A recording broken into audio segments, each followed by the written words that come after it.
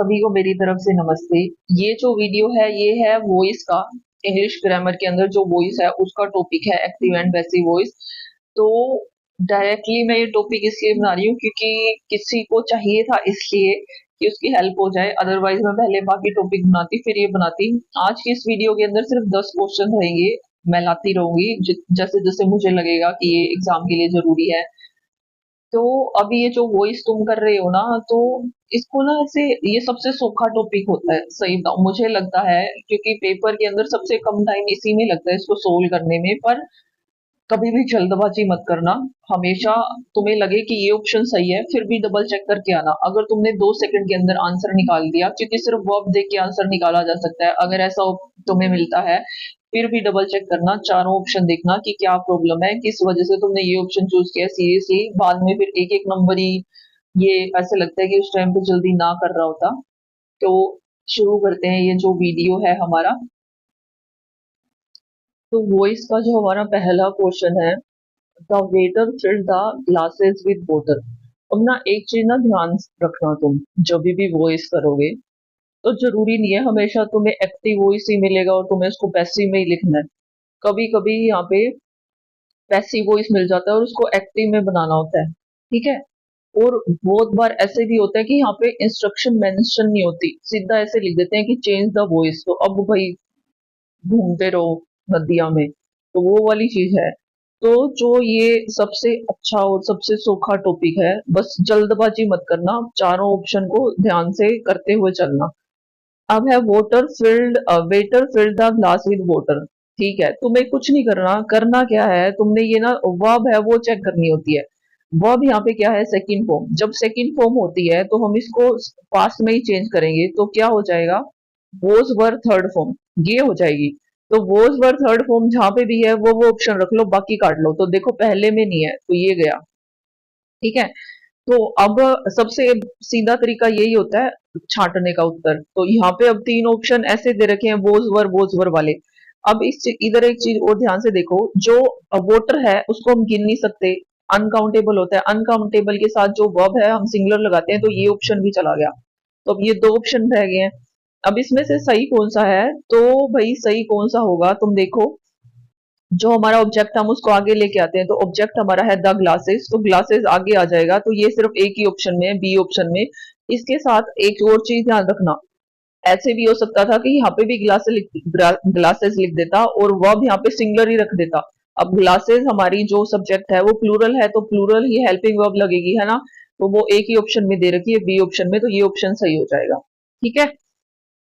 अब देखो ये दूसरा प्रश्न, she took the dog for a walk. अब इसके अंदर कौन सी फॉर्म है, सेकंड फॉर्म है, सेम चीज है। पैसिव के अंदर क्या हो जाएगा, वॉज वर और थर्ड फॉर्म हो जाएगा, ठीक है। तो अब वॉज वर थर्ड फॉर्म जहां है उसको रख लो, बाकी काट दो। अब देखो इसके अंदर नहीं है, बी ऑप्शन के अंदर, ना ही डी ऑप्शन के अंदर है, तो ये ऑप्शन दोनों गए। अब ए और सी ऑप्शन रह गया। हमेशा याद रख लेना, जब भी हम पैसिव करेंगे तो जितनी भी हमारी हेल्पिंग वर्ब है उनके साथ हमेशा वर्ब की थर्ड फॉर्म लगेगी। तो यहाँ पे थर्ड फॉर्म नहीं है, सेकंड फॉर्म है, तो ये ऑप्शन कट गया। सिर्फ ये एक ऑप्शन रह गया, A, the dog was taken for a walk by her, बस खत्म। ऐसे ऐसे इस तुमने पेपर के अंदर करना है, पर शांति से करना है, इसमें जल्दबाजी मत करना, सच्ची में बोल रही हूँ। तुम्हें ये टॉपिक सौखा लग रहा होगा, अच्छी बात है, पर भागना नहीं है। अब है शी वॉज ड्राइविंग। अब आईएनजी वाला आ गया, तो हम पैसिव में क्या करेंगे, वॉज वर, आईएनजी हटा के लगा देंगे बीइंग, और वर्ब हमारी हमेशा थर्ड ही रहेगी। ये प्रोसेस समझ में आ गया। तो अब तुम इतना देख लो, बोस वर्ब कहाँ लगा हुआ है, कहाँ नहीं लगा हुआ। तो अब देखो डी ऑप्शन में क्या है, हैज बीन लगा हुआ है, तो ये ऑप्शन कट गया। सी ऑप्शन में भी हैड बीन है, ये ऑप्शन कट गया। अब ये 2 ऑप्शन रह गए, बोस वर्ब लगा हुआ है, अच्छी बात है। अब अगला कह रहा है कि बीइंग लगा होना चाहिए आईएनजी हटा के, तो बीइंग कहाँ पे है, सिर्फ हमारे बी ऑप्शन में है, तो हमारा बी ऑप्शन यहाँ पे सही है। बस खत्म, इतना ही करना है।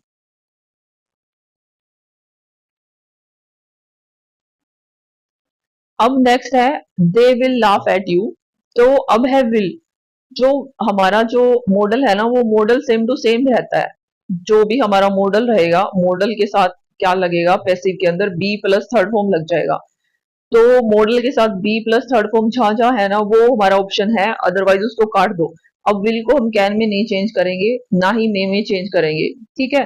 तो अब जब भी पैसिव बनाना होता है तो विल के साथ क्या लगता है, बी और थर्ड फॉर्म, तो वो सिर्फ एक ही ऑप्शन में है, सी ऑप्शन में, तो ये ऑप्शन हमारा सही है। नेक्स्ट है then her face was bored. अब इसमें क्या है, वॉज बोर्ड। अब ये ऑलरेडी क्या कर दिया इसने, पैसिव के अंदर कर रखा है was were plus third form है ना, तो इसको हमने किस में करना है, सेकंड फॉर्म में लेके आना है। देखो मेंशन भी नहीं है ऊपर, अपनी तरफ से करना है। तो बीइंग हम कब करेंगे ये ऑप्शन में, देखो जब ऊपर आईएनजी होता तो ये होता नहीं, ठीक है। तो हैज बीन हम कब करते हैं, जब ऊपर भी हैज बीन ही होता या हैव बीन होता तब हम इसको लेके जाते। अब देखो ये जो ऑप्शन है बी ऑप्शन, बाय देन ऐसा कोई ये कोई पर्सन नहीं है जो इसको बाय में रख रखा है इसने, तो यहाँ पे सी ऑप्शन बची हमारा, then she bored her face, खत्म। क्वेश्चन है the walls had not been destroyed by us. देखो ये क्या है हमारा जो छठा है, ये पैसिव में है ऑलरेडी, इसको एक्टिव में करना है। तो हमेशा याद रख लेना जो भी हेल्पिंग वर्ब ऊपर होती है वही नीचे होती है, बस जो सिंगुलर और प्लूरल है वो चेंज हो जाता है। अब हैड बीन के साथ सिंगुलर और प्लूरल का कोई सीन ही नहीं है, तो हैड बीन ही नहीं रहता है, ठीक है। पर जब हम इसको एक्टिव बनाएंगे तो इसमें से हम काट किसको देंगे, बीन को। तो अब देखो जहां पे है बीन है उसको काट दो, क्योंकि ये हमारा ऑप्शन नहीं हो सकता, सिर्फ हैड बीन ही, हैड ही ऑप्शन होना चाहिए ऑप्शन के अंदर। तो अगर हम इसको बीन रखेंगे तो मतलब हमने क्या कर दिया, इसको एक्टिव नहीं करा, पैसिव ही रख दिया, और ऊपर से ये आगे जो वर्ब लगी हुई है वो भी गलत लगा रखी है इसने। तो यहाँ पे कौन सा ऑप्शन सही है, D option, we had not decorated the walls. Question है सातवां, I shall have written the letter, ठीक है। तो अब इसको पैसिव के अंदर कैसे करना है, जो भी हमारा मॉडल है ना उसको मॉडल में ही रखना है, उसको उसका वर्ब, ये हेल्पिंग वर्ब चेंज ही नहीं करना। तो यहाँ पे इसने हैज लगा रखा है बी ऑप्शन में, तो ये नहीं आएगा, इस बिंग भी नहीं होगा। अब ये दो ऑप्शन रह गए, विल और बी। तो एक चीज याद रख लेना, अगर हमारा जो ये एक्टिव वॉइस है उसके अंदर शेल विल के साथ वर्ब की फर्स्ट फॉर्म लगी है तो उसको हम चेंज कर देंगे shall will be plus third form. पर जब वहां पे शेल के साथ है, मतलब ये फ्यूचर परफेक्ट के अंदर है ना, तो उसको उसके अकॉर्डिंग ही चेंज करना है। पैसिव में जब हैज हैव ये लगा होता है तो पैसिव में करेंगे तो उसके साथ हमेशा हम बीन लगा देंगे, तो यहाँ पे डी ऑप्शन सही हो गया, the letter will have been written by me.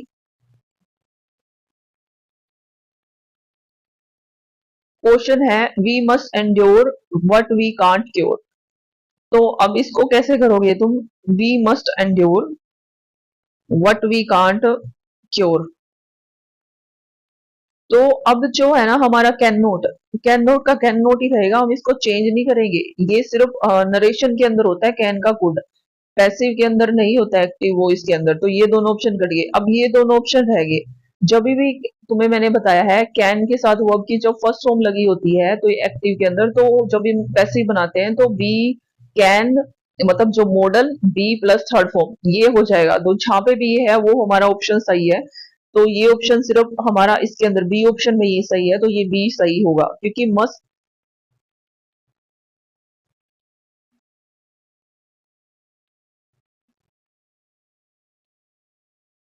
Question है a fresh batch of eggs was collected by the farmer's wife. अब देखो वॉज कलेक्टेड है तो मतलब ये ऑलरेडी पैसिव है, तो इसको किस में बनाना है हमने, एक्टिव में।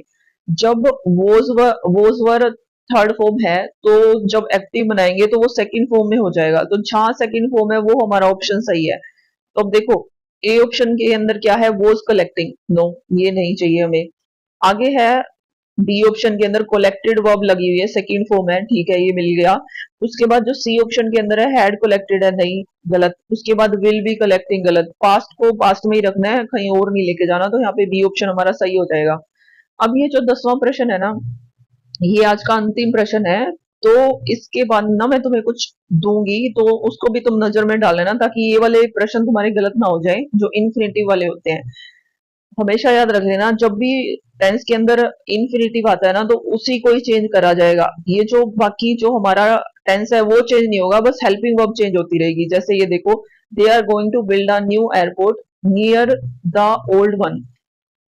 तो अब कह रहा है दे आर गोइंग टू, मैंने तुम्हें कहा है कि क्या करना है तुम्हें, जो हमारी वर्ब है वो वैसे ही पड़ी रहेगी। तो ये जो टू बी, टू के साथ वर्ब की फर्स्ट फॉर्म है इन्फिनेटिव है, बस इसी को ही चेंज करना है।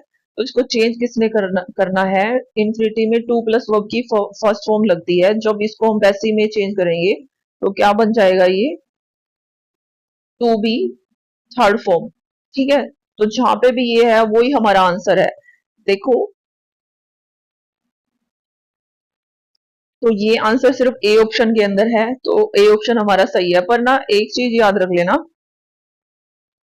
अच्छा, ये जो हमारा आंसर है ये सिर्फ डी ऑप्शन के अंदर है। जैसे देखो, a new airport is going to be built near the one. अब तुम्हें कहा था कि जब भी पैसिव बनाएंगे इन्फिनिटिव के अंदर सिर्फ यही पार्ट चेंज होगा, टू बी बिल्ट, तो ये सही है यहाँ पे। अब यहाँ पे ये चीज ध्यान से देखो, पेपर के अंदर ये गलत भी आ सकता है, दो ऑप्शन एक जैसे हो सकते हैं। फर्क क्या होगा ये इसका, यहाँ पे आर दे देता और सारा सेम ऑप्शन दे देता, तो बस ये चीजें भी ध्यान रखनी है। तो अ न्यू एयरपोर्ट क्या है? हमारा सिंगुलर सब्जेक्ट है और उसके साथ वर्ब भी क्या लगती है? सिंगुलर ही लगेगी। दोबारा देख लो, ये जो टू वाले होते हैं ना, टू प्लस इन्फिनिटी वाले, जो नॉर्मल सेंटेंस होते हैं एक्टिव, तो वो चेंज किस में हो जाएंगे? To be plus third form में। तो टू बी थर्ड फॉर्म जहां पे भी है वो हमारा आंसर है। देखो, टू बी थर्ड फॉर्म यहाँ पे भी है ए ऑप्शन में और डी ऑप्शन में भी है।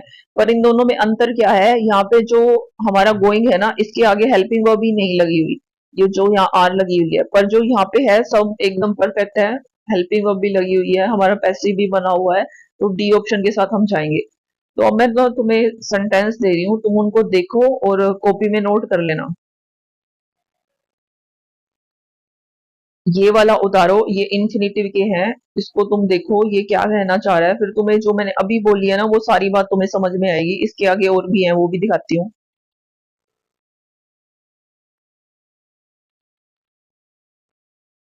ये रहे, तो ये तुम चेक करो, तुम्हें समझ में आ जाएगा अच्छे से कि क्या हो रहा है। तो मिलते हैं नेक्स्ट वीडियो में, आज के लिए 10 क्वेश्चन ही थे।